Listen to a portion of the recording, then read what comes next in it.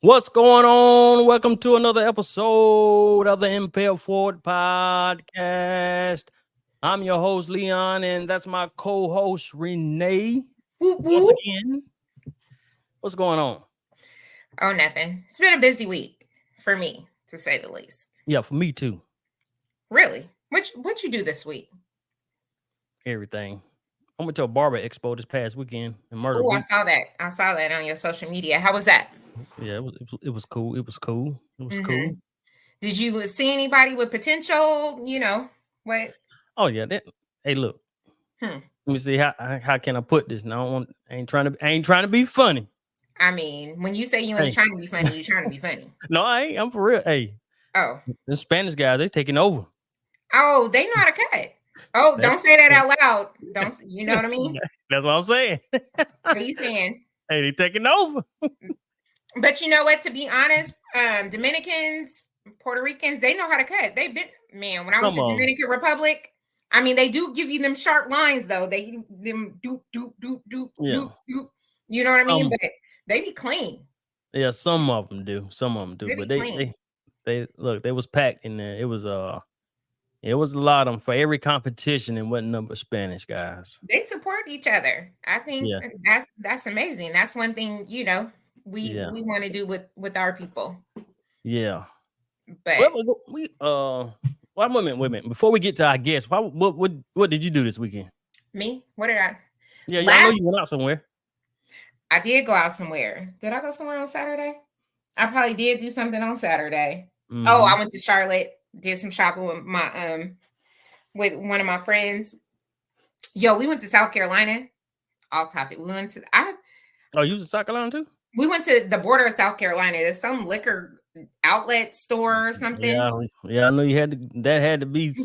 Yeah. No, but I was more amazed that I've never been to a place like this. It was like this hidden Costco warehouse for alcohol. So I was more amazed than like walking around. She was going shopping for her husband. I was just going, to just go because we were going to do some shopping at the mall in Charlotte after. But that was a really cool experience. I would definitely go back.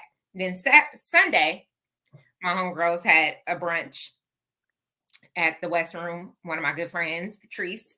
Shout out Patrice. She owns the West Room in Raleigh off of it's near kind of Briar Creek area off Mm-hmm. of is it Lumley? I want Yeah. to say Lumley, near kind of over Lumley, there Lumley. near the Angus Barn. Yeah, I know Yeah, you're talking about. near the Yeah. Angus Barn. She owns a venue spot, but people use it for multiple things. Like she has some content creators come in and some photographers come in. They Mm-hmm. can utilize the space and how they want it. And then she hosts a lot of birthday parties, brunches and different, events monthly. Okay. Okay. Amazing, amazing event. I Look, mean, somebody sat my chair. They were like, "Man, your calls, man. She be getting around." I said, "Man, that's why I you call her every lying. set." I ain't You lying. I said that's why I call her every set because she be everywhere. Listen, I just, I support all my friends. I'm going Yeah. to a party this Sunday and then I'm going to another party next weekend. I just have a lot of friends and they just happen to have one owns a venue. So it's always going to be a party, right? All right. Another group friend of mine, they host parties. So it's always going to be a party. So, you know what I mean? So we need to get with one of your friends and see what we can hold something at one of their venues. Oh Mm-hmm. yeah, for sure. Yeah, For let's do that. sure. I had another friend today. She was like, "Oh, I'm downtown looking for a spot. She wants to open up a bar in downtown Okay. Durham." So, Okay. We it, got enough. We got enough bars. I think it's more of like something more R&B, Yeah. because a lot of Okay. those bars have left from the Durham area or closed down per se. Okay. So she wants to try Okay. something different. I'm here for it. Well, that's what's up. That's what's But up. she's a millennial. So speaking of millennial money, right? Mm-hmm. It's a different generation now. Money has come in. People, the millennials and what is it, Gen Z? I don't know all them They come into terms. the forefront. A lot of them are making money and getting great jobs and trying to do what they can, and is either up or down or sideways. So I'm speaking of Well, we're gonna find out from exactly. our guest and see how this corporate thing is going. A hmm graduate from Rutgers University. Yes. Let's go, Miss Jada Lindsay. Let's bring her on. Yay! Let's bring her on. Let me see what I'm doing wrong. Oh, I know what I'm doing. Boom. Here she is. Hi. Hold Thanks on. for having me, guys. Hello, how you doing? Good. How are you? I'm doing good. Miss So you Renee was want me bragging to on you. tell you? I'm going to do my introduction for Miss Jada. Go ahead. So during COVID, I was reached out to by I would say a friend at the time, and I was unemployed, had just been laid off, and a friend of mine, and I believe she was Jada's VP at the time, or a previous VP at the time, but she was my friend, reached out and was like, "Hey, I'm forming this new group. Do you know anybody, or are you available? What have you, that can do help customers that are in need." I had just been laid off, so I'm like, "Man, let's talk. What's the number?" Right? So we talk or whatever. She hires everybody. We come into this group. She said, "It's a new group, but I'm pulling people from inside of the company too, that are kind of like top performers, or doing great in leadership positions." Jada comes over. She's so nice. "Hi guys, my name is Jada. Welcome. I can answer all of your questions." And then just since then, you know what I mean? We've been great. I no longer work where she works at, but I mean, it's like I never left. Mhm. We chat, we're in group chats, we're always talking constantly. So I thought it would be great to have Jada, because she is, she has done well for herself throughout her journey through corporate America. And then she's able to kind of talk about the ups and downs of, working at a company directly at a college, and being able to kind of move up in that world. So Okay. welcome, Jada. Well, look. Let's start. Tell us where you're from. I'm from New Jersey, born New and Jersey. raised. Yes. So where are you located at now? So I am in South Jersey. So I'm like probably 20 minutes from Philly, from crossing over the Okay. bridge. So I'm in South Jersey through and through. Through. Through So and I always ask this question: are you doing something that you went to school for? yes and no. Yes and no. Yes. Mhm. The reason I say that is I went to school for math. And math can be used in a lot of things. It's like you could do simple math. It's not the complicated math that I did learn, obviously, that involves letters and all that good stuff. But I used some of my math skills, but I also took other college courses outside of my own immediate courses, because I actually was ahead a year, and so I just decided to take on some other courses, such as like finance, accounting, economics. So I just kind of formed into a couple different things, just to see if there's anything additional out there that I would be interested in. So business is also the side piece of what I'm interested in. So it kind of What all were ties you together. what were you really thinking about, or doing, or wanting to, a company or somewhere you wanted to work? What was the ultimate goal, I guess? So while I was in college, my plan was I was going to go back to get my master's degree in applied mathematics. But by the time I hit my senior year in this one college class, I was like, no, I'm not doing that. I was like, I definitely want to take a different avenue. It's like probably not applied math. I had thought about maybe doing statistics. Um, and then eventually it's like I started getting into analytics. So everything that has to do with reporting, because that actually ended up being a key piece in what I started to do in my transitions here at my current employer. But originally it was either I was going to go to school for math, or I thought history. But I also don't like writing papers. So I was like, we're just going to go with math instead.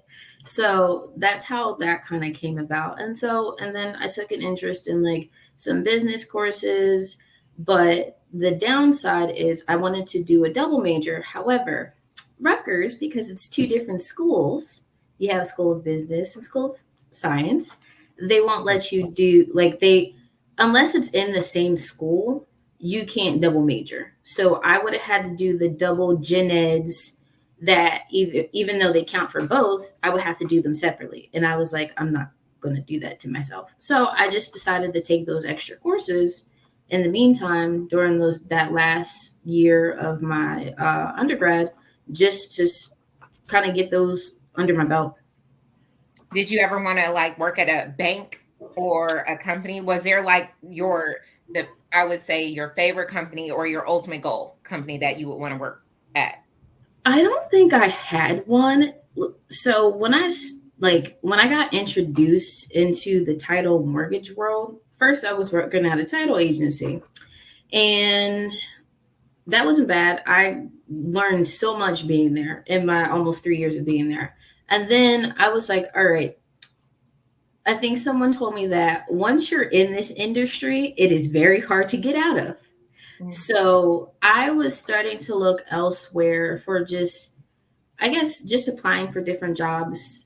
Since at that point I was still in college and I was working full-time hours, going to school full-time, even though I was part-time.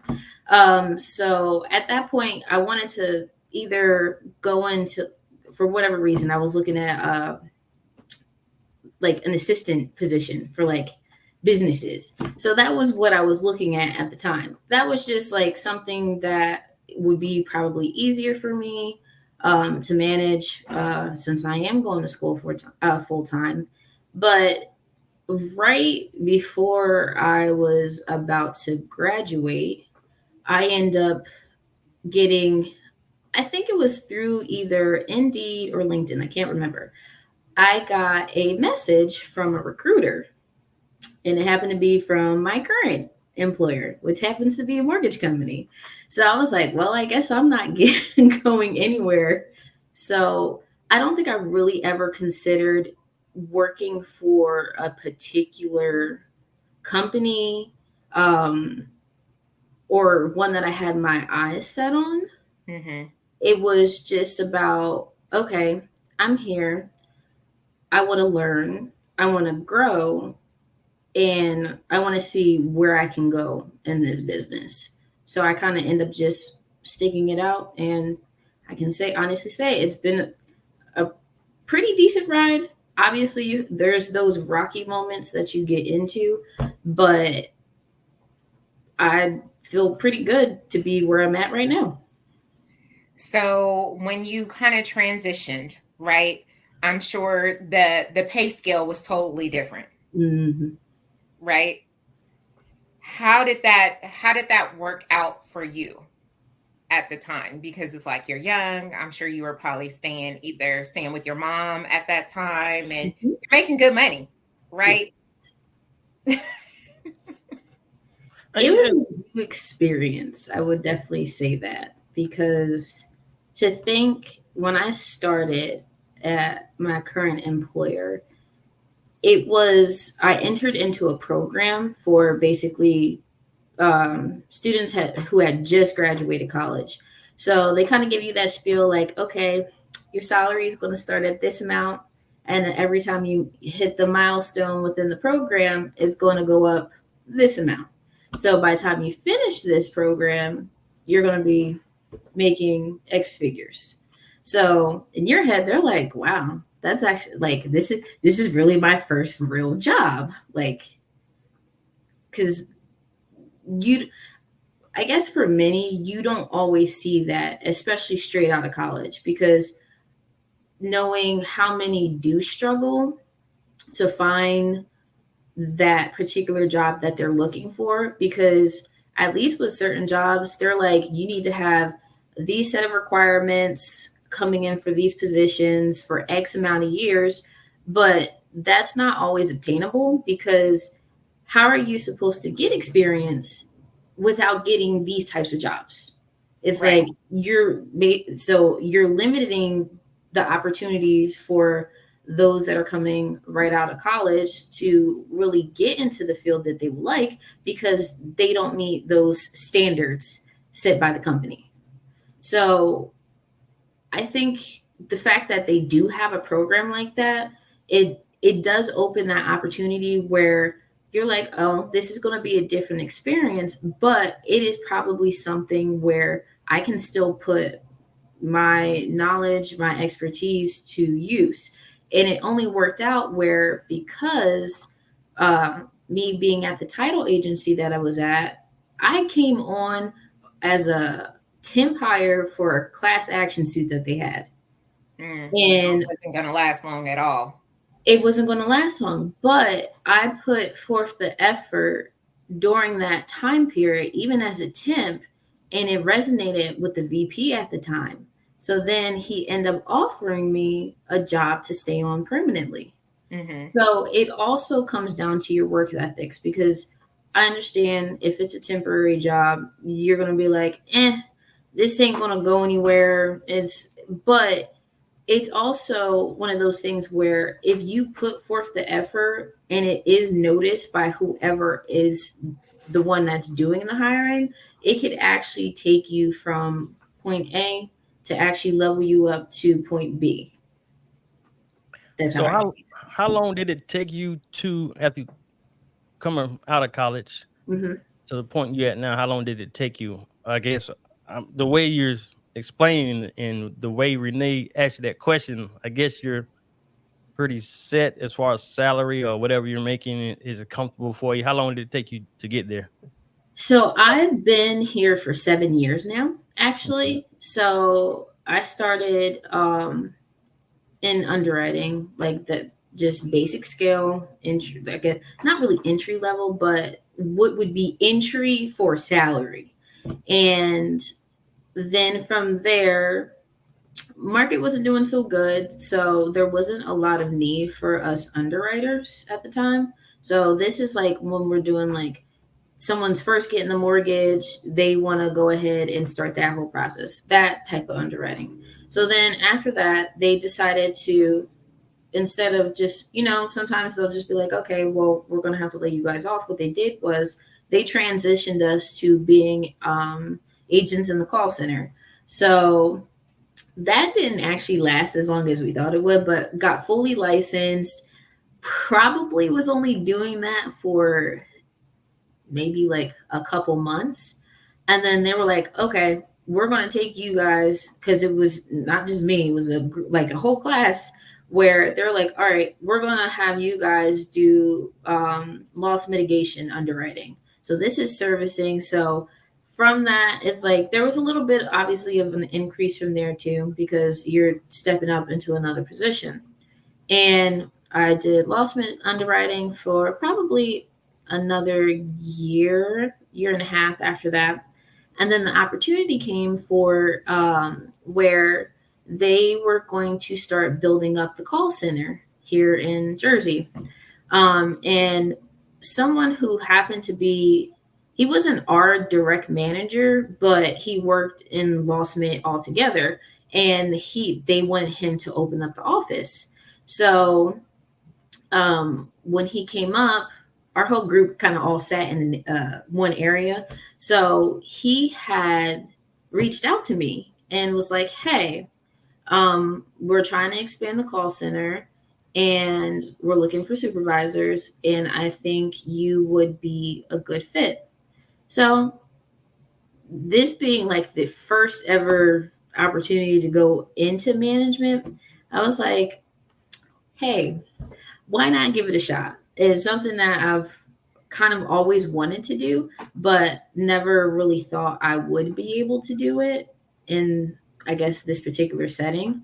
So long story short, I went through the whole interview process. I was scared, I would tell you that, because I had to meet with director. I met with 2 directors at the time. I also met with one of the VPs, and usually you're supposed to meet with the SVP. However, I actually knew who the SVP was, and she knew about my work ethics. She knew about how good of a job I do, how hard I work. So she just bypassed. She was like, "Oh no, she's good." So I was like, "Oh, okay." Now is she the one that set the word for you? Because as you explaining it, you said you had a group and y'all just sat in one spot. So how did he know, or why did he pick you? Probably numbers. Your numbers was good. Numbers were good, and it's like it's one of those things where it's like with the pipeline, it all depends on like how many you can get done and like how many you're going to get done, so on and so forth. So it's like I would always be the one to kind of step up and step in. So like if a project was going on, they needed help with another area or whatever it was, I would always be the one to volunteer. Why? I don't know. I'm just that person. I always seem to want to help. Even though sometimes I'm just like, I don't know what I'm doing, but I'll figure it out. So that could have been part of the reason there, just based on, like I said, my worth ethic, like how for me, you give me my work and you can leave me alone. Like you don't have to check on me. Like you don't have to, but be like, did you get this done? Because it's like it's something you tell me I need to do something, I'm gonna make sure it gets done right away, and I make sure it gets done right. So, Because at what age were you when you became a supervisor? I was, because I'm 29 now. So when I became a supervisor, I was 24, 25, something like that. How many people did you have under you? So who?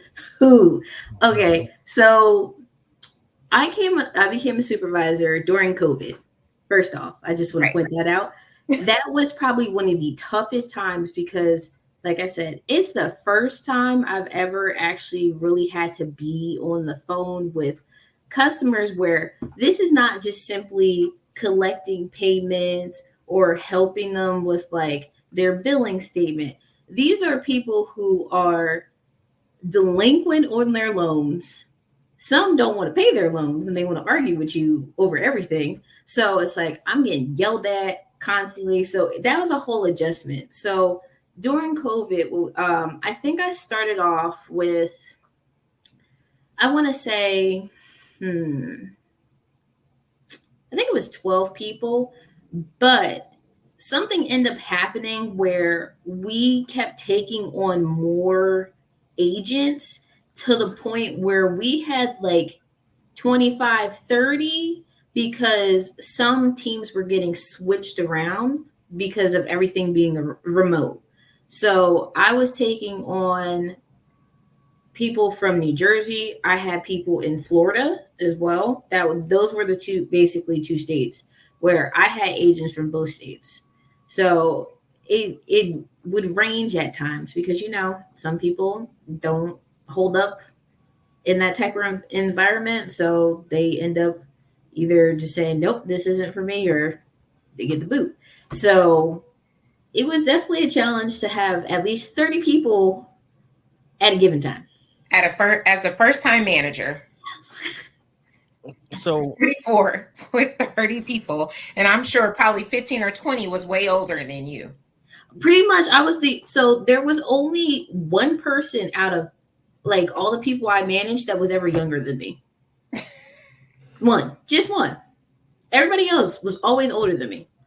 Did you struggle with, kind of guiding them and helping them? And did you have some issues with that? So there were some issues because I guess my mindset and how I do things, it's like, I'm not a perfectionist per se, but I like to have things done right the first time around. You be thorough, you be detailed, and you do what you need to do. It's like a lot of people just kind of skate by and want you, like as a manager, want you to do everything for them. So answer all their questions, blah, blah, blah, blah. So how I would want someone to teach me, and that's what I implemented in coaching the agents that were under me. How I would say in these situations you want to do X, Y, and Z. I even went as far as basically drafting up like almost like a little tutorial for them, with all the tips, tricks, all of that stuff. So that way you have all the tools right in front of you. They're right here, they're laid out. So you can do what you want with that.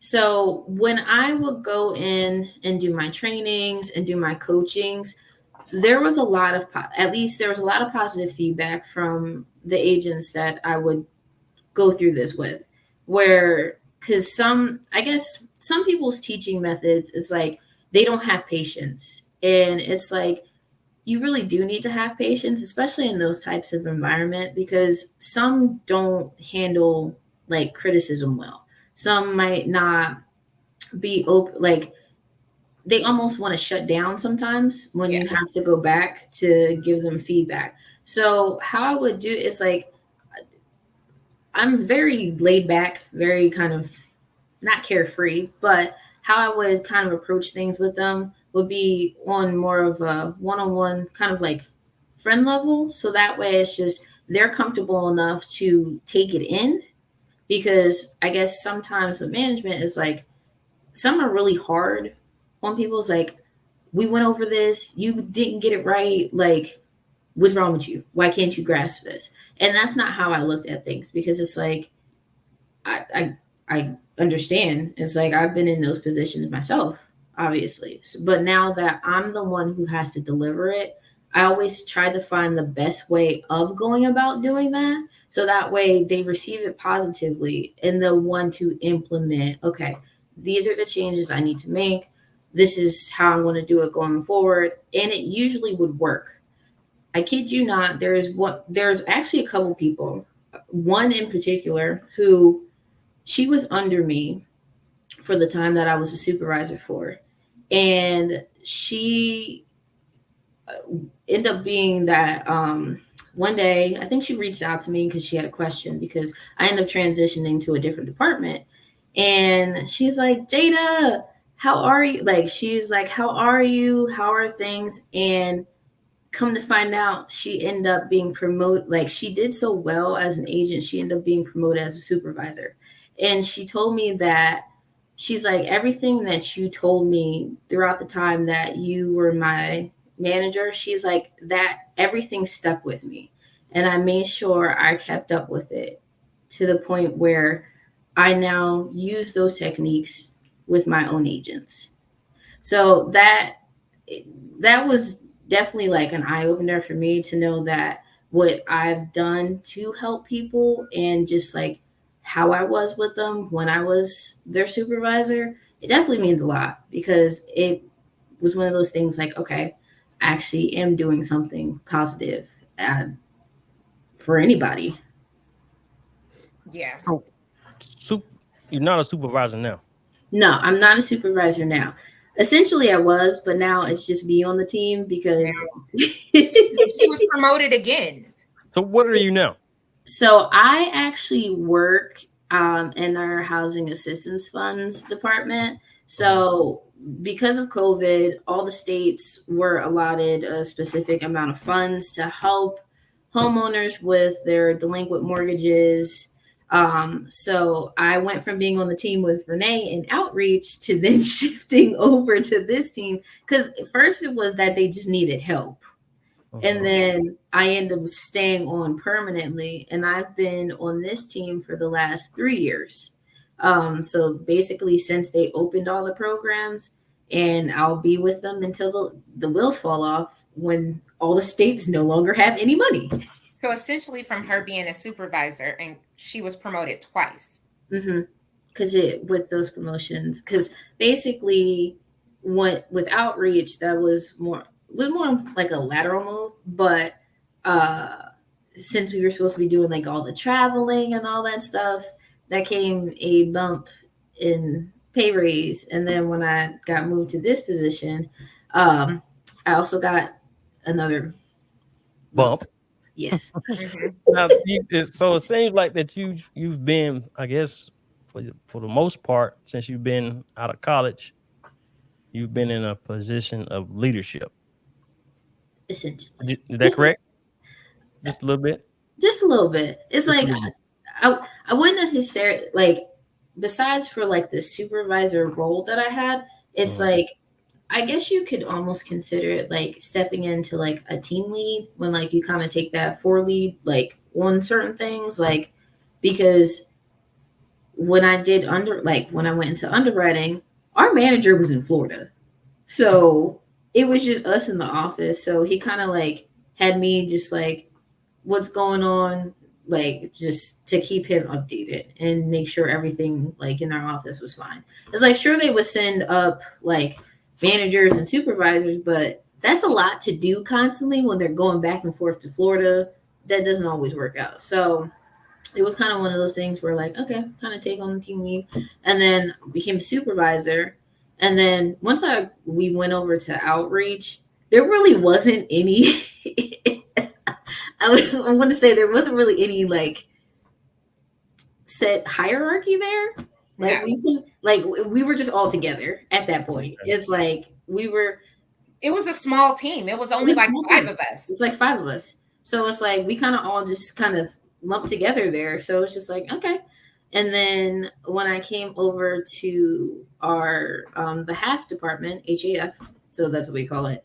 When I came over to this department, I was the person who already had all the experience being over there because like I had lost mid experience because that also combines with what they were doing at the time like you have to communicate with the states on like the customer's files like what they're past due and all that stuff to then send it back to the state communicate with them with a bunch of other things in between so essentially I was running this team without actually being on paper their manager So so you're being modest. Just say yes. I'm in leadership. She's always, I would say, she's always been a SME, right? Right. yes, I was literally given the title of SME so And many times. which is a subject matter expert. So I'm about to everybody say would what the depend on what. her, He's like, I don't know what to that is. Yeah, I'm about to say what our is audience SME? might not know what it Yeah. is, right? What is it again? Repeat that. SME. It's a subject matter expert, but Okay. we call it a SME, Okay. right? Um, and so she's always been kind of like the go-to person for all of the questions.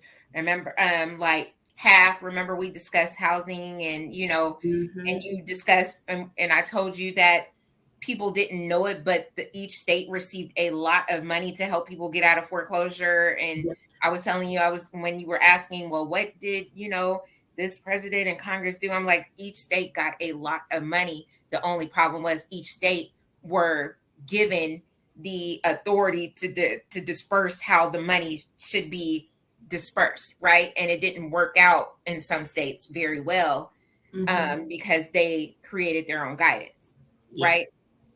But each state got a lot of money, Yes. a lot. So do you work from home mostly, or you in office? I work from home. Once COVID happened, kid you not, I happened to be off that day because I was working the weekend.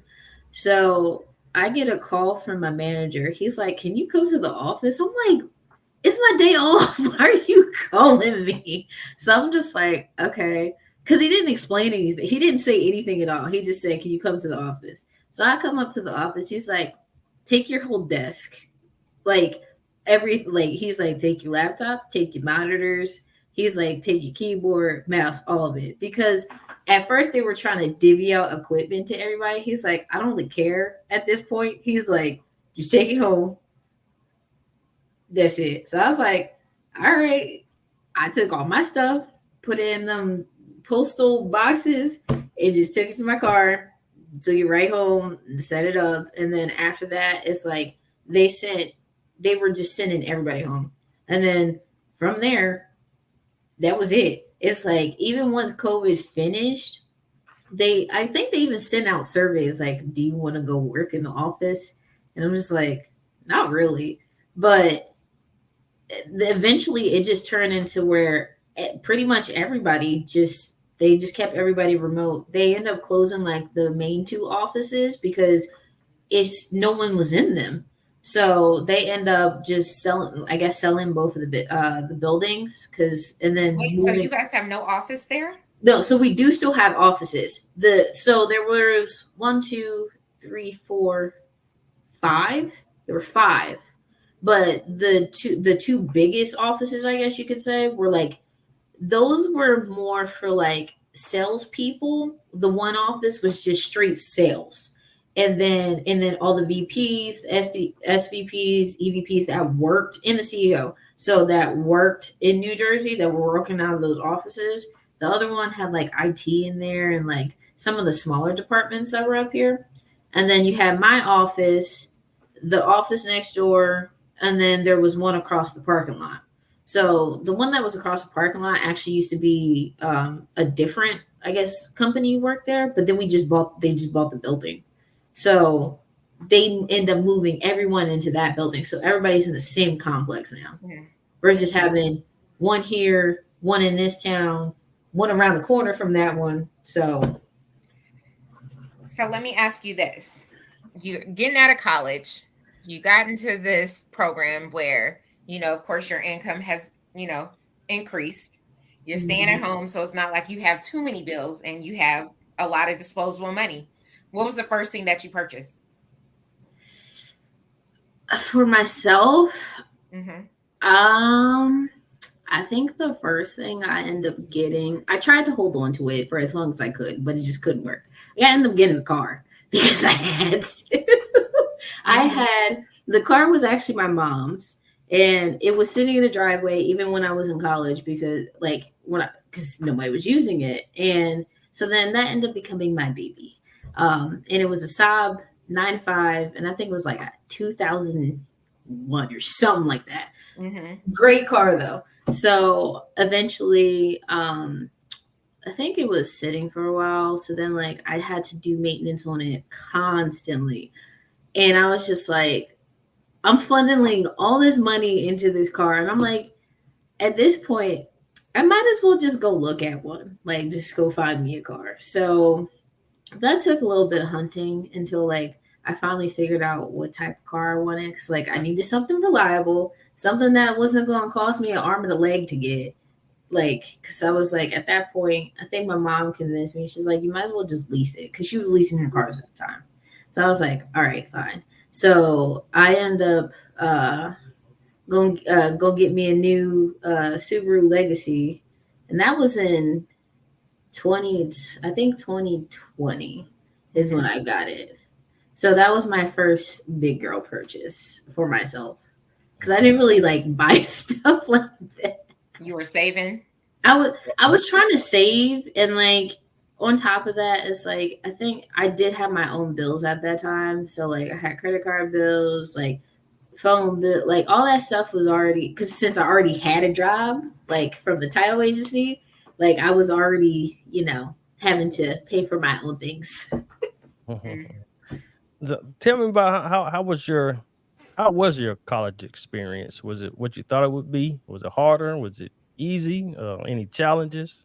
It definitely wasn't easy. I'm going to say that right off the bat. It's like, so my first year of college, I actually ended up going to TCNJ, the College of New Jersey, and I had got a scholarship, and I decided to stay on campus that first year.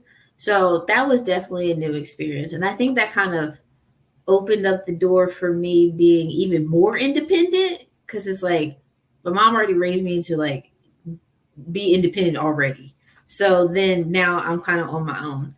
So I definitely had to learn quickly, because in college, and I think even my sister told me this, there's three different things and you have to only pick two of them to function basically in college. So it's either you eat, well, not eat, but you sleep, you study, or you socialize.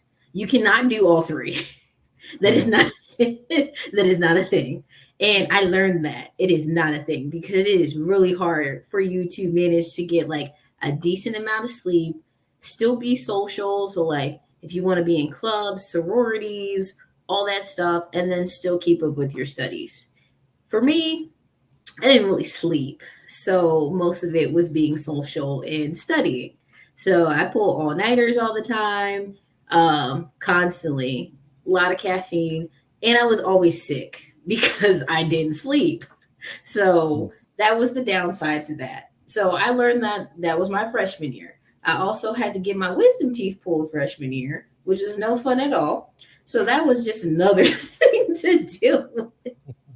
And that was all within like the first couple months. So that it was definitely a big adjustment period. And then I end up deciding to transfer to Rutgers because I was, even though I had a scholarship, because I decided to stay on campus, pretty much room and board was coming out of pocket. And room and board is not cheap at all. And so I was thinking about it where, because my mom was doing that. It's like I could scholarships and the grants and all that stuff, but I was thinking about my mom at the time because she was paying for it. So I was like, you know what? I'm gonna make the decision. I'm gonna transfer it to Rutgers. It's definitely a little bit more cost effective. It's not as expensive. It's still a good school too, and it's close to home. So it's like I can just easily commute if I need it. Like so, went back to being at home. But in the back of my mind was I'm ready to move out, but I still needed to get things together. It's like I didn't have all that going at that time, so definitely a lot of adjustment in college. It's like as you go in your years, like you kind of make your like your social circle smaller because the way everybody's schedule was, a lot of people I knew and like would be around, they were all in the nursing program, so you would barely see them, like barely. And then all of us in the math area, like we kind of all just hung around each other all the time because we had like a room in one of the buildings. So 9 times out of 10, most of us would be in there. And then obviously you meet other people through like classes, events, and then a lot of people I went to high school with, they were also there. So it's like you kind of already have the people that you know. So y'all kind of end up just kind of still forming your bonds. So as that went on, and then getting a full time job and juggling college, I almost picked my courses where it would give me more time to work. So that way I could try to save up money, stuff like that. So it's like, I think I picked most of my classes on like Monday and Wednesday, and I had like maybe one class Thursday or two classes Thursday. So I always tried to do just 2 days a week that I was at school. So I had all my classes scheduled for the morning to the night. That way, on my other day, like every other day would be free, kind of. So college wasn't too bad, but it definitely had its moments of stress, breakdowns, several breakdowns, especially over like I definitely passed that test. I know I failed that test or something of that nature, but it college is never an easy thing, and sometimes college is not for some people. Right. You say that again. That's a true story. And you know, you made the decision, even though you had a scholarship, you still made a decision financially, you know, for your mom and take her into consideration since she was the one, you know, paying for a lot of it on her. So I'm pretty sure she appreciates that. So I'm hearing a common theme with mom. Yes. Where was dad in the picture? Dad's there. It's like that. No, my dad's been there, but like my mom, I guess, like how she, because it's me and my oldest sister, and how she raised us, like just my mom's a church mom, so like in my entire life, just been in church. Like my grandfather was a pastor, like, and then it went up to my uncle. So it was one of those things. So the way she raised us, it's like she wanted to make sure we had a head on our shoulders. Like we knew how to handle things like financially, being responsible. like I think it was my freshman year of college, she got me my credit card. And it was the same credit card she got my sister when she was in college. And it was one of those ones where it got high interest, so you better pay it off every time it was due. So she like those are one of those things. She's like, that's like so to start building up your credit that way. And then she's like, then you want to go and get these specific credit cards. So she always preached about Amex. So Amex is where it's at because they have a lot of benefits. And I think she said Bank of America also, and maybe another one. So it was, she kind of just laid those tools out there for us. It's like she definitely pushed us in school, get good grades. It's like she always just wanted to make sure we didn't have to depend on anyone for anything. It's like we will go ahead, go out, do everything, and then obviously there are times where you do need to fall back on your parents sometimes. But I just know from my mom, like I'll do it. Like I'll work hard, I'll do what I can, just to make it a little bit easier on myself. Now, I love my now, mom. I asked you about your dad, but you went back to your mom. Sorry, I know. It's like my dad. It's like for my dad, I was like, More my dad laid has back. always been present, but it's just like I don't know. It's like he is more of those things where it's like just good grade. It's like they're kind of like more laid back. So it's like my mom was the strict one. My dad was real chill. Like he was a jokester. He's the one who really spoiled me as a kid with like electronics and all that stuff. But like my mom, it was just like my mom was a little bit different in that way. So like my dad was always there, like making sure like I did what I needed to do. If I was out of line, he'd be in there when needed. But I don't know. It's just like I don't know. He gave you some. He had to give you some type of teachings, some lessons or something. He did. I'm trying. It's like, it's like I guess the way like my dad would do things. Like I said, my dad was more like a jokester. Like, Okay. but like he was the one like I would have fun with and stuff like that. Like my dad was street smart, so a lot of that stuff is what I got from him. It's like my mom had the book smart. My mom was rough as a kid, I will say that, but like not like my dad. Like him, and my uncles run the street, all that stuff. So it's like my dad gave me my street smarts, like how to look at things from a different perspective, like and still like because obviously you have a mix of book smart and street smart in your in your daily life all the time. So it's like my dad gave me that perspective of things, like how to look at certain things, go about certain things. He was also one like kind of toughing me up because like I was really like I don't know. I wouldn't say a crybaby when I was young, but like I was so sensitive to like everything. But it's like my dad would always be like, "You got thick skin. You need to toughen up." Hmm. So Yeah. it's like it's like eventually I started getting like as time goes on, like I remember those things all the time because it's like my dad would give me like those perspectives on things, like how to handle situations, like what I might be in, or what like how you need to talk to somebody, whatever it is.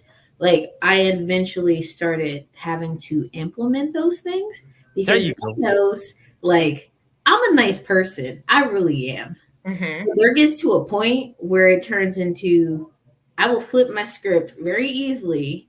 I'll be extremely stern, like I'll be very direct, very stern, very straight to the point, and I'll flip back to just be and then be like, wait, what just happened? Like, what did I just see? But I definitely would say my street smarts came from my dad. Okay. So throughout your journey of now you're working, right? You're doing well. You bought yourself your first. Well, you leased yourself your first favorite car that you did the research on and did all the things.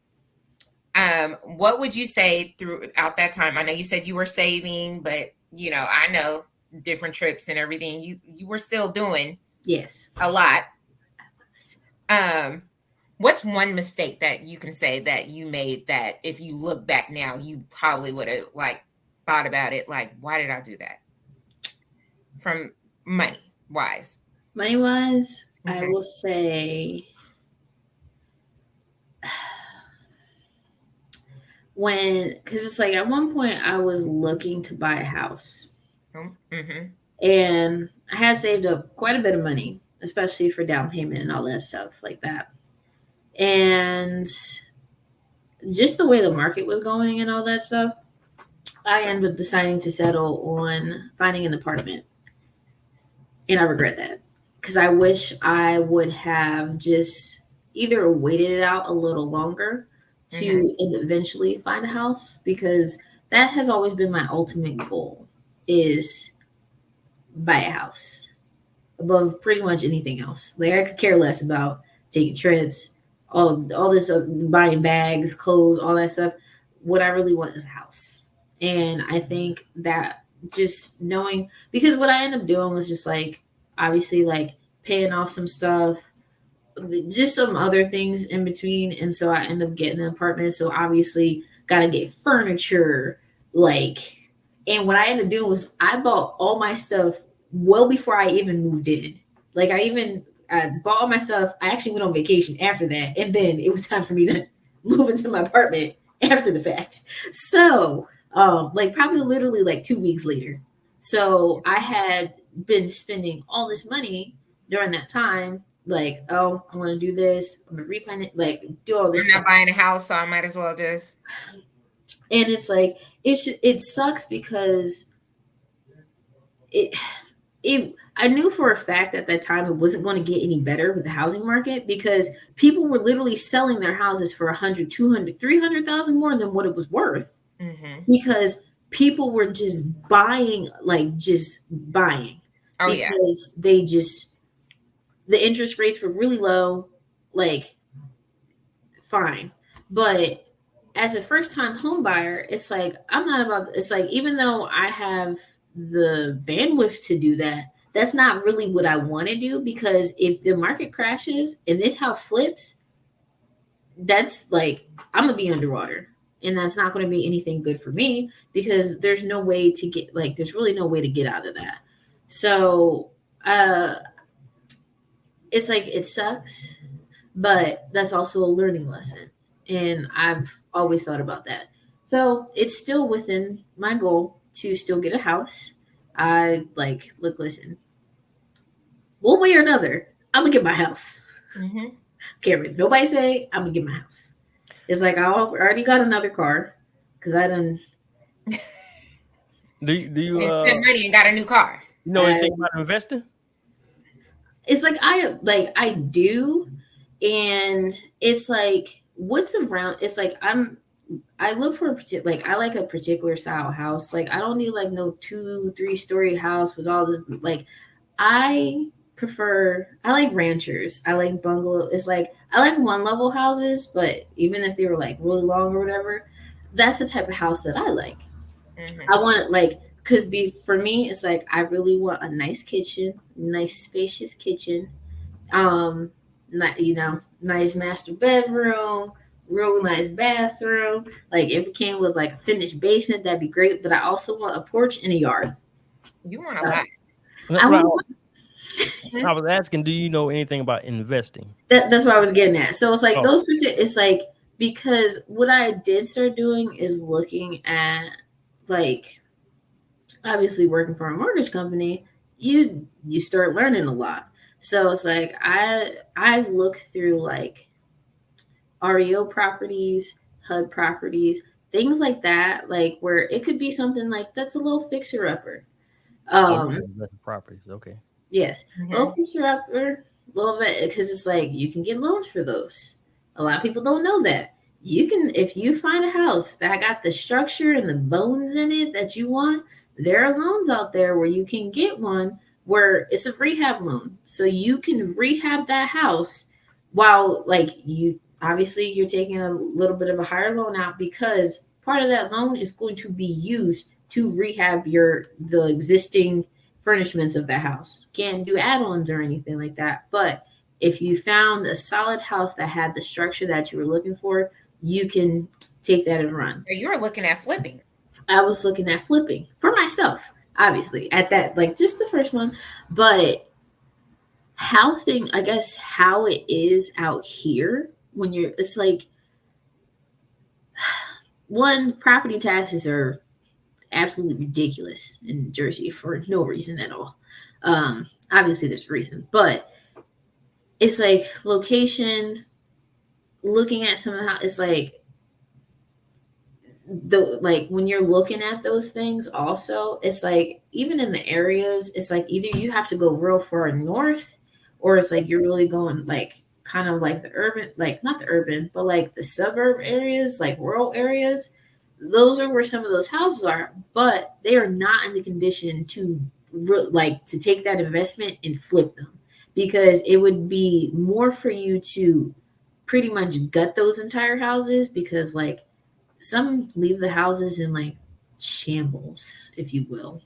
Yeah. But it's stuff like that. So it's like I'm aware of it, but typically it's just not where it needs to be, like the inventory to What really. about like taking your money that you would pay towards, something and investing it maybe in some sort of stock, high yield savings? I know you do that because your mom is not going to let you just not.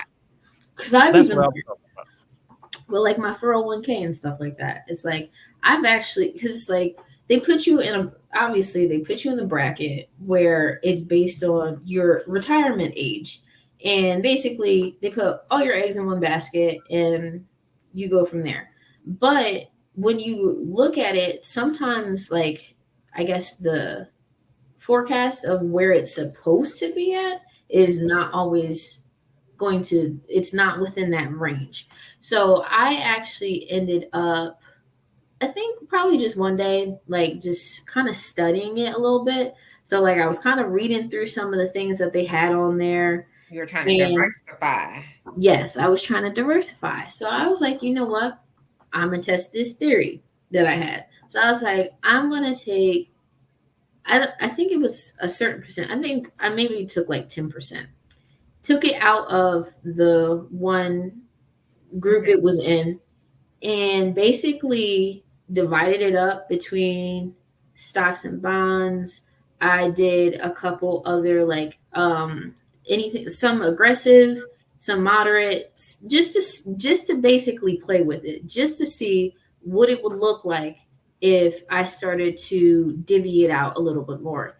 And from doing that, it actually bumped up quite a bit in terms of like the rate of my retirement. Like, okay, you'll need it in this amount of years. So I was like, ooh, that's not bad.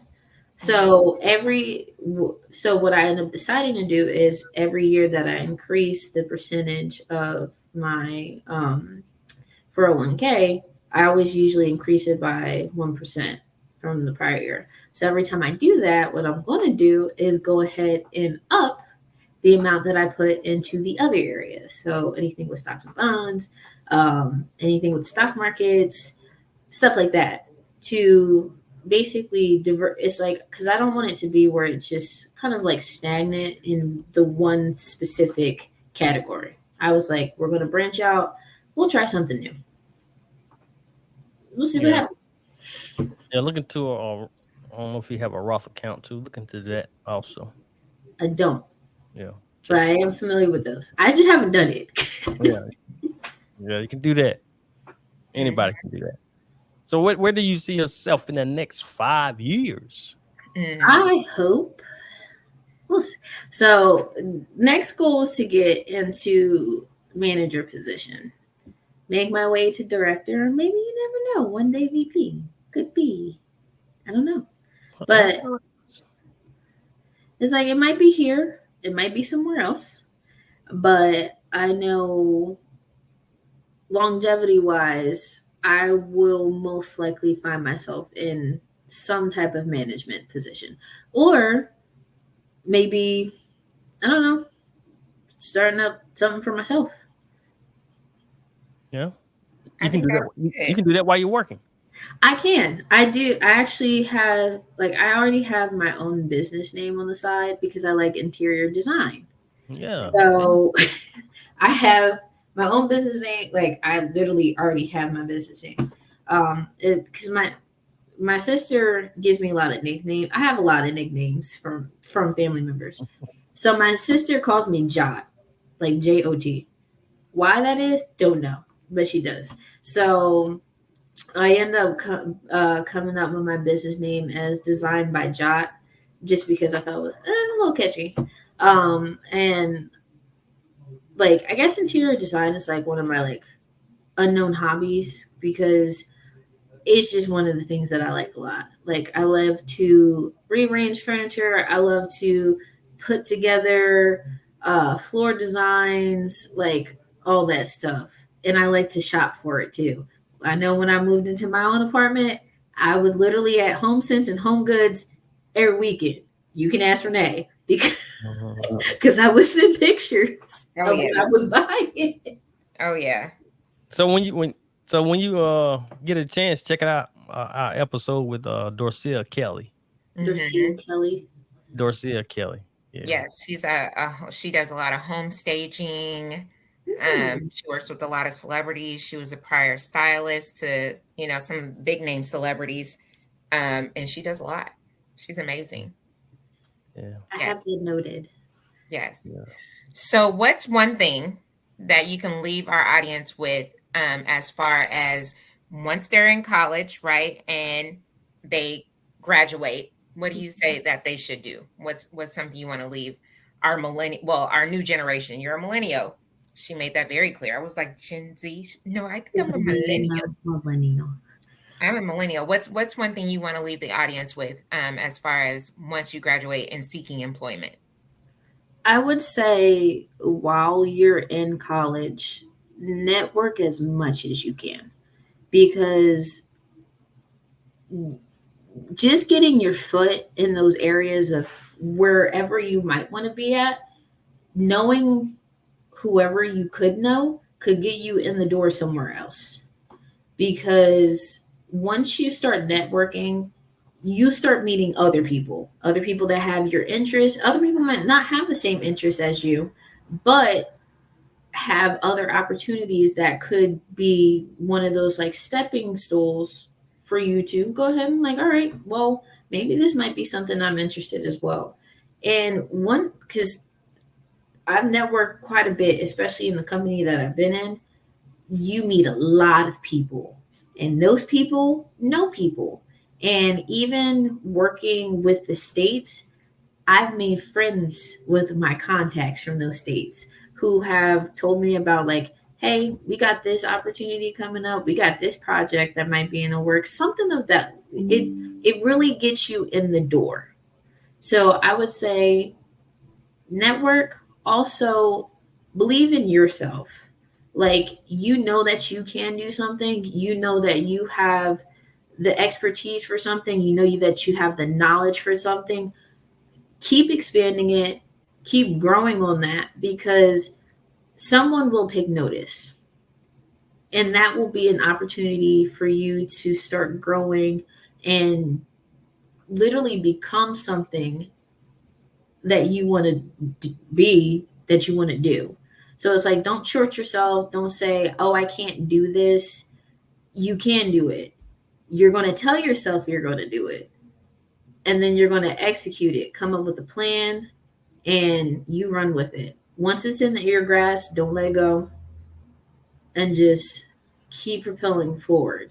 Keep going, and just, like I said, just believe in yourself, because in the end, you're the only one who can do it. Don't let nobody tell you that you can't do it. And even if one person says no, there's still 10 other people that can say yes. That's all I Right. have. I love that. How often do you work on your side business or look at things or study anything with that? Um, I do it like just because how work has been lately, I haven't really done it as much as I used to because like I would just kind of, because it's like everything always changes, style always changes, new things are already put out there because people like different type of decor. So it's like you can use pretty much anything from like Pinterest to obviously now there's technology. So you got TikTok and you got Instagram and all that stuff, Facebook. Um, it's like, I feel like once work lets up a little bit for me because there's a lot of new things rolling out this month. And that's going to take up probably until the end of the year. I'm not even going to lie. That's how much is going on. But I definitely wanted, I told myself in the beginning of the year that next year I wanted to start like taking some online courses, kind of start putting myself out there to like either make my own little platform of the things that I can do, like my niche, what I can help with, and just kind of going from there and seeing where that'll take me. Okay, so I'm gonna give you this 30 minutes a day. 30 minutes a day. Okay. If you can find time, 30 minutes a day. So Okay. I'm starting to notice I have a lot of people ask me a lot of questions about doing some different things. Set up your Pinterest. I'll And follow you. and what you can do is don't even, if you have 30 minutes a day, just start there. 30 minutes a day. If you can, if you can find that in your time, 30 minutes a day. I definitely can. Look, listen, 30 minutes, I'm relaxing in bed before that. I can just start a little scrolling then. 30 minutes a day. Start right there. Okay. I'll start with my 30 minutes and then I'll progress from there. And I'll come back to y'all next year and I'll let you. Do some renderings. All right, tell people where they can find you on social media.